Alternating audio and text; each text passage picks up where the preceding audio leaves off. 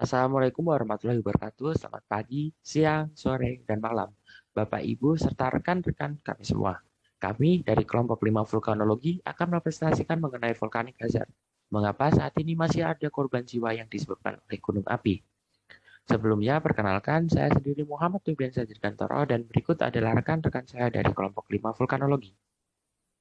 Nah, sebelum masuk ke poin utama, yaitu mengenai sebab mengapa masih ada korban jiwa dari gunung api, alangkah lebih baiknya apabila kita mengenali terlebih dahulu apa saja volcanic geohazard atau apa saja yang dapat membahayakan manusia dari gunung api.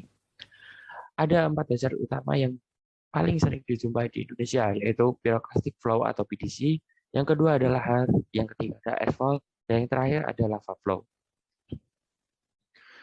Nah, untuk pyroclastic flow atau pyroclastic density current atau PDC merupakan longsoran panas batu, abu, dan gas yang menuruni lereng gunung berapi dengan kecepatan tinggi. Nah, longsoran ini biasanya disebabkan oleh runtuhnya dom dari gunung api tersebut. Yang menjadi bahaya dari pyroclastic density current atau pyroclastic flow adalah suhunya yang sangat tinggi mencapai 400 sampai 700 derajat Celcius dan kecepatan yang sangat tinggi dalam menuruni lereng hingga 100 km per jam. Di Indonesia sendiri terdapat pyroclastic flow yang sangat terkenal yang disebut dengan Wedus Gembel, yang pada tahun 2010 Wedus Gembel mengalahkan lebih dari 200 korban jiwa dan meratakan 3 kecamatan. Yang selanjutnya adalah lahar. Lahar merupakan campuran dari air dan puing-puing vulkanik. Lahar ini terbentuk ketika bahan vulkanik terutama asfal berinteraksi dengan air atau sedimen basah yang mudah lepas sehingga akan terjadi longsoran atau aliran. Lahar menjadi berbahaya karena ia memiliki densitas yang tinggi dan volume yang luar biasa besar. Karena itu, ia dapat menghancurkan dan membawa material apapun yang dilaluinya dengan kecepatan tinggi. Dalam gambar juga dapat terlihat bahwa lahar dapat memendam satu desa penuh. Selanjutnya ada asfal. Asfal merupakan produk vulkanisme berupa jatuhan abu vulkanik. Debu yang halus dari asfal dapat mengganggu pernafasan dan memberikan kerusakan minor pada bangunan serta dapat menghambat kegiatan manusia seperti transportasi. Yang keempat ada lava flow. Lava flow merupakan batuan cair yang keluar ke permukaan dan mengalir secara perlahan. Namun kecepatan aliran dari lava flow sejatinya tergantung dari densitas magma yang keluar. Nah, suhu dari lava flow ini sangat tinggi, mencapai 1.500 derajat Celcius, sehingga lava flow akan sangat berbahaya bagi manusia. Lava flow akan mengalahkan apapun yang dilaluinya. Dan di Indonesia sendiri, ada 2 jenis lava flow yang terkenal, yaitu lava flow yang dari Merapi dan lava flow dari erupsi Kelut. Nah, selain 4 hazard utama tersebut, ternyata terdapat hazard lain seperti kandungan gas yang dikeluarkan, erupsi kolom, dan lain-lain yang merupakan hazard yang tidak langsung. Hazard tersebut akan menjadi berbahaya bagi manusia apabila terjadi dalam kurun waktu lama atau kondisi-kondisi tertentu. Tingkat berbahaya dari suatu hazard juga berbeda-beda. Seperti untuk asfal, hazard ini susah dihindari, namun hazard tersebut dapat diminimalisir kerusakannya. Dan hal tersebut berbeda dengan hazard seperti pyroclastic flow, lahar, dan lava flow, di mana hazard tersebut tidak bisa dihindari dan manusia hanya akan selamat jika tidak bertemu langsung dengan hazard tersebut, yang otomatis hanya akan selamat apabila terjadi evakuasi. Upaya-upaya untuk meminimalisir dan atau bahkan menghindari korban jiwa dari letusan gunung berapi tersebut tentu sudah ada. Namun, hal tersebut masih mengalami beberapa permasalahan dan permasalahan-permasalahan tersebut akan disampaikan oleh rekan-rekan saya selanjutnya. Next. Penyebab utama dari banyaknya korban jiwa di dalam letusan gunung berapi adalah yang pertama, penolakan dari masyarakat untuk evakuasi, yang terbagi menjadi 2 faktor utama, yaitu adalah masyarakat terkadang menganggap remeh letusan gunung berapi dan bahayanya. Di sini misalnya kita lihat faktor ketika gunung berapi telah memasuki tingkat 3 atau tingkat siaga. Di dalam tingkat siaga itu sudah ada zona aman yang dapat dimasuki oleh masyarakat untuk menjalankan kehidupan atau sumber penghidupan mereka untuk tidak melewati zona aman tersebut. Tetapi kadang-kadang masyarakat tetap melewati zona aman tersebut, bukan hanya untuk lewat saja, tetapi kadang mereka juga masih memiliki tempat mereka bertani atau mungkin sumber penghidupan mereka berada di dalam zona aman. Sehingga walaupun itu membahayakan nyawa mereka, mereka tetap masuk ke dalam zona bahaya tersebut, dan itu membahayakan apabila terjadi letusan berapi di tingkat 4 atau tingkat awas atau misalnya terjadi erupsi. Yang kedua adalah adanya toko panutan yang tidak ikut evakuasi. Di sini diberi contoh yaitu Mbah Marijan yang waktu itu tidak ikut evakuasi ketika letusan Gunung Merapi pada tahun 2010. Sehingga ada beberapa masyarakat yang ikut berpegang teguh juga untuk tidak evakuasi dan akhirnya terdapat korban jiwa. Hal ini juga dapat dicegah dengan solusi-solusi yang akan disampaikan oleh rekan saya. Solusi dari permasalahan terkait penolakan evakuasi oleh warga dapat diupayakan dengan dua cara. Antara lain, yang pertama adalah sosialisasi dan pembelajaran kebencanaan agar para penduduk setempat memiliki pemahaman mengenai bahaya erupsi. Pembelajaran dapat berupa visual, seperti video erupsi, sehingga masyarakat mendapat gambaran nyata mengenai dampak besar apa yang dapat ditimbulkan oleh erupsi gunung berapi. Dan yang kedua adalah perbanyak penyebaran data dan informasi terkait ilmu vulkanologi terhadap penduduk, khususnya yang berada di daerah vulkanik, sehingga warga dapat mendapat pemahaman dan tidak berorientasi pada hal yang belum valid atau mistis. Menuju ke permasalahan berikutnya, yaitu lemahnya ketahanan material bangunan terhadap paparan elemen vulkanisme. Diketahui bahwa property damage atau kerusakan properti merupakan salah satu kerusakan sekunder dari bencana gunung berapi. Diperkirakan juga kerusakan properti dapat menghasilkan kerugian sebesar 1 juta US dollar per tahun dikarenakan bencana gunung berapi skala besar, kecil, serta skala berkelanjutan. Mengapa perlu ditemukan solusi dari permasalahan tersebut? Dikarenakan konstruksi dan material assessment merupakan salah satu bentuk mitigasi bencana. Selain itu, konstruksi dan material assessment merupakan faktor yang cukup penting dalam pelaksanaan recovery phase setelah terjadinya bencana gunung berapi. Solusi dari permasalahan tersebut yang pertama adalah pemilihan material konstruksi seperti pemilihan atap asbes yang dapat lebih mudah mengalirkan abu di atap, kemudian memilih metode konstruksi di sekitar lokasi bencana, kemudian melakukan penelitian dan pengamatan material, serta metode pembangunan. Selanjutnya, dapat juga dilakukan dengan pembangunan fasilitas umum tahan bencana, kemudian penyaluran dana, dan memberikan wawasan umum bagi warga sekitar daerah gunung api. Selanjutnya, ialah kurangnya sosialisasi bagi warga terhadap mitigasi bencana di beberapa daerah.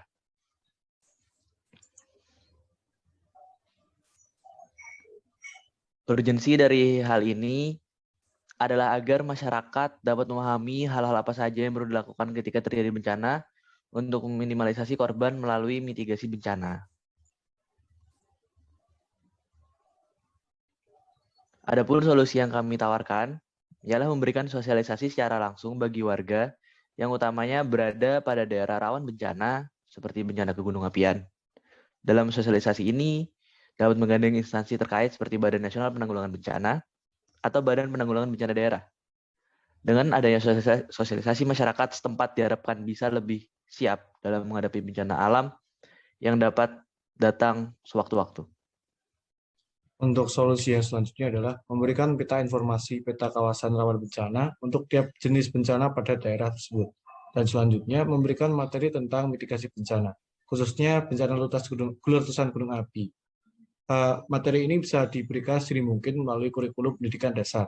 Dan yang terakhir, mengadakan simulasi mitigasi bencana gunung apian pada masyarakat. Permasalahan berikutnya yaitu lemahnya koordinasi antar instansi terkait ataupun dengan masyarakat setempat. Koordinasi yang baik antar organisasi yang memiliki keahlian di bidangnya sangat diperlukan agar dapat membentuk networking yang saling berkolaborasi guna mendukung kelancaran pelaksanaan mitigasi.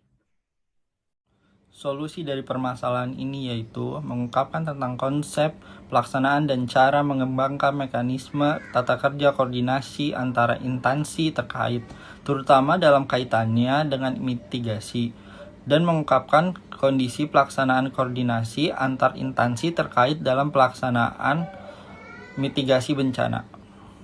Permasalahan selanjutnya adalah lambatnya informasi peringatan dini, sistem evakuasi ketika terjadi bencana juga tidak berfungsi dengan baik, serta pengelolaan tata ruang yang salah.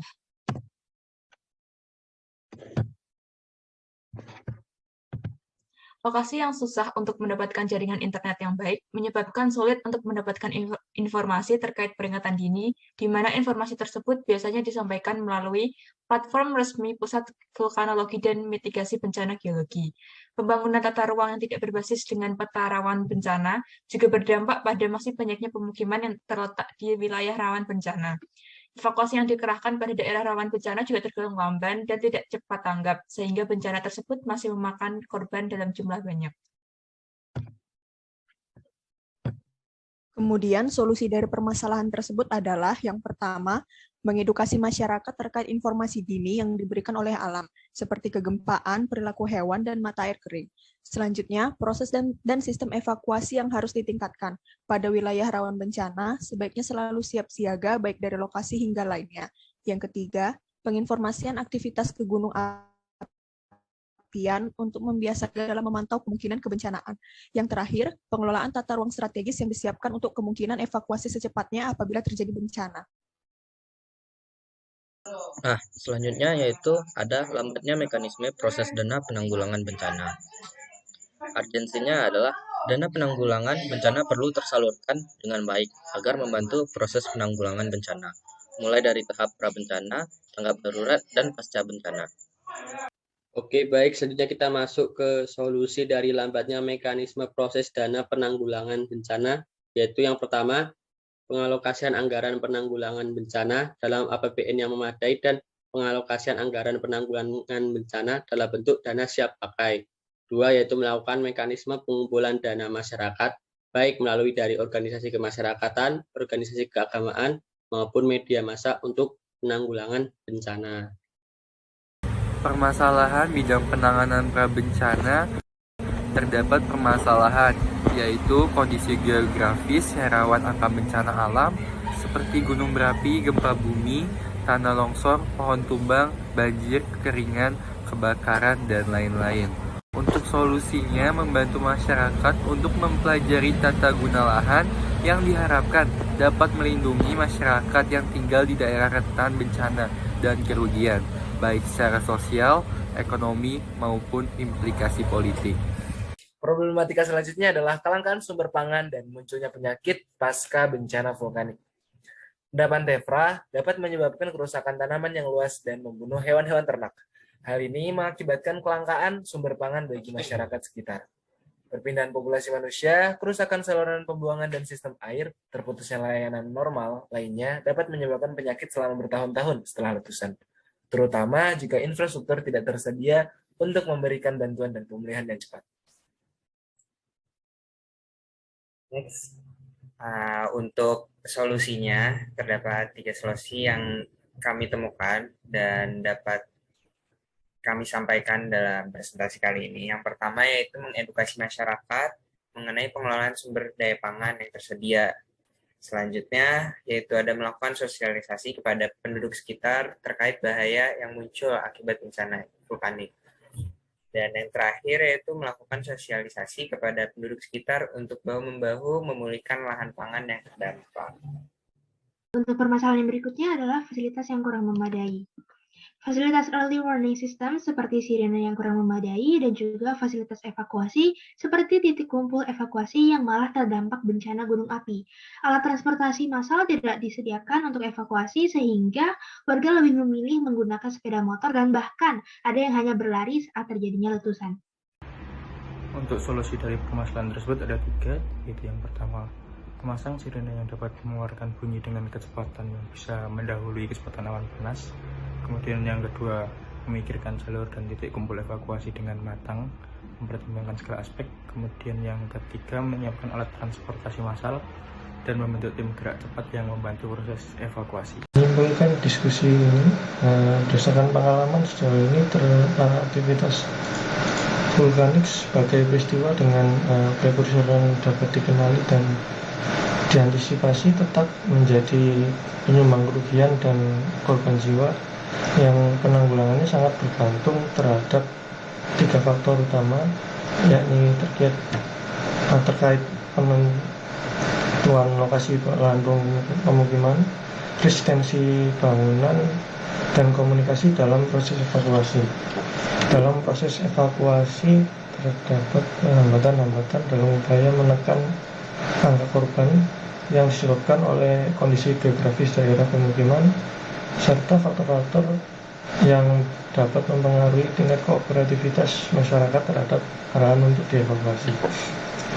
Bahkan dapat ditemukan juga penolakan dari masyarakat untuk mengungsi hingga kembalinya masyarakat ke daerah pemukiman untuk mengamankan properti sebelum daerah terdapat dikondisikan untuk aman didatangi kembali. Yang akan menjadi masalah ketika bangunan yang dalam konteks erupsi yang tidak eksplosif pun dalam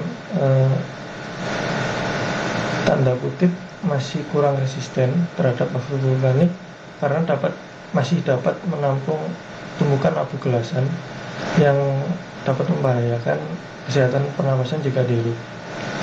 Terlebih akan sulit untuk meyakinkan masyarakat sekitar di daerah rawan bencana untuk bermukim karena ada berbagai macam faktor seperti keadaan ekonomi yang meliputi finansial per kepala keluarga dan juga lingkungan ekonomi di daerah sekitarnya.